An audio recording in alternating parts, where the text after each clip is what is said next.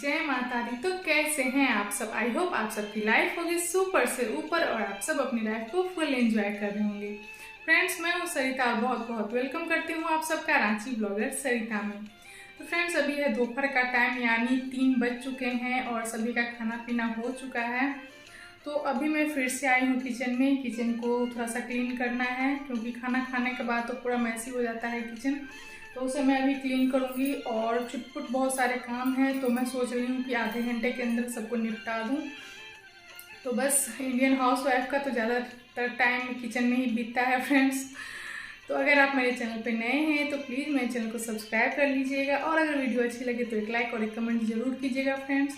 मेरी छोटी सी YouTube family में आप सभी का वेलकम है, तो बने रहिए इसी तरह मेरे साथ व्लॉग में। तो फ्रेंड्स, यहाँ पे देखिए हम लाए थे आलू प्याज मार्केट से और मैंने ऐसे ही डाल दिया था। सब्जियाँ तो मैंने डाल दी थी फ्रिज में और आलू प्याज ऐसे ही रह गए थे। और ये जो मेरा बास्केट है पूरा मैसी हो रखा है, इसमें लहसुन वगैरह सब ऊपर नीचे हो गए हैं।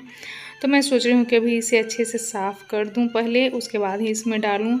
और ये जो मेरा बास्केट है वो बहुत ही छोटा है, बहुत ही कम आता है इसमें। तो मैं सोच रही थी कि स्टील का जो आता है 5 उसमें सेक्शन बने रहते हैं वो एक ले लूँ, लेकिन फिर सोचती हूँ कि जब तक काम चल रहा है तब तक चलने देते हैं। जिस दिन ये टूट जाएगा उस दिन मैं ले आऊँगी। और इस वजह से मुझे 2 रखने पड़ते हैं बास्केट। एक ये जो ग्रीन कलर का है वो बड़ा सा है, तो उसमें आलू आ जाते हैं और इसमें प्याज और लहसुन आ जाते हैं। तो मैं इसी तरह से इसमें सेक्शन वाइज करके रख देती हूँ।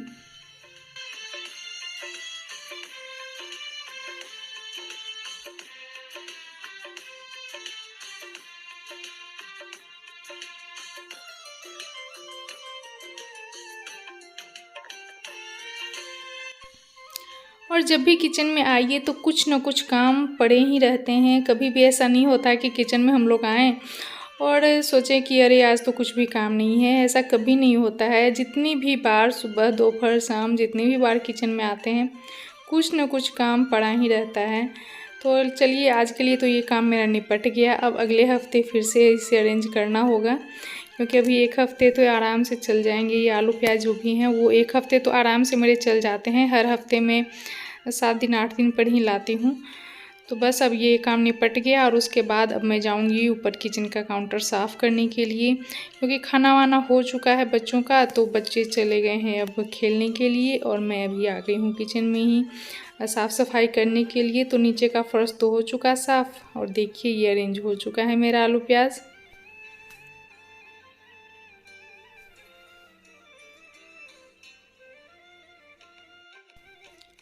और आज था संडे तो मेरा व्रत भी था, तो भूखे प्यासे मैं लगी हुई हूँ काम में। और कुछ गेस्ट आए थे तो ये चाय के कप्स और ग्लास सब ऐसे ही मैंने धो के रख दिए थे। तो अभी हल्के हल्के से सूख चुके हैं, तो मैं इन्हें फिर से पोंछ कर और फिर अच्छे से इन्हें अरेंज करूँगी। नहीं तो पानी अगर इसमें रह जाता है तो फिर ग्लास में दाग पड़ जाते हैं और उन्हें फिर से धोने और ना धोने का कोई मतलब नहीं रहता, क्योंकि पानी के दाग बहुत ही भद्दे दिखते हैं। तो इसलिए मैं उन्हें फिर से कपड़े से पोंछ देती हूँ, उसके बाद ही इनसे फिर अरेंज करके रखती हूँ ऊपर।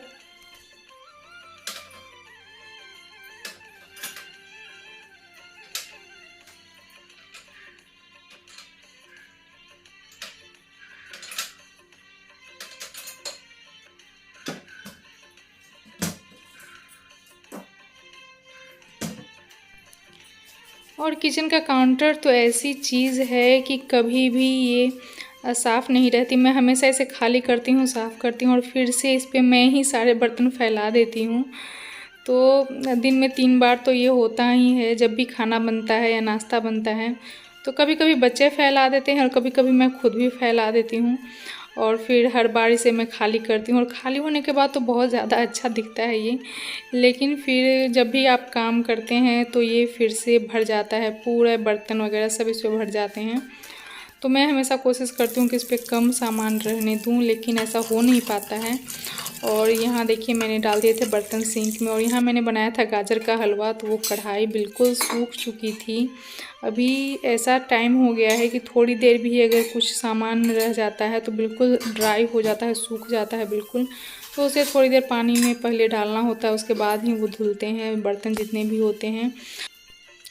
और बर्तन वगैरह को खाली करने के बाद मैं आ गई थी अब गैस चूल्हे को साफ़ करने के लिए।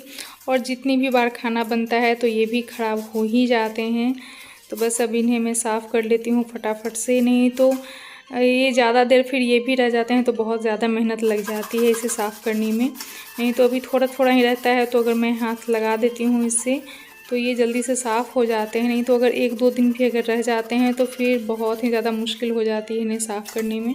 और फ्रेंड्स, पूरी दोपहर कैसे निकल जाती है पता भी नहीं चलता है कि कब सुबह से दोपहर हो गई और कब दोपहर से शाम हो गई और कब शाम से रात हो गई, बिल्कुल भी पता नहीं चलता है। क्योंकि घर के इतने सारे काम होते हैं, निपटाते निपटाते कैसे दिन बीत जाता है पता भी नहीं चलता है। और कहने के लिए कहा जाता है कि लेडीज़ तो घर में आराम ही करती है, क्या काम है, घर में रहती है पूरे दिन, टीवी देखती है और सोती है।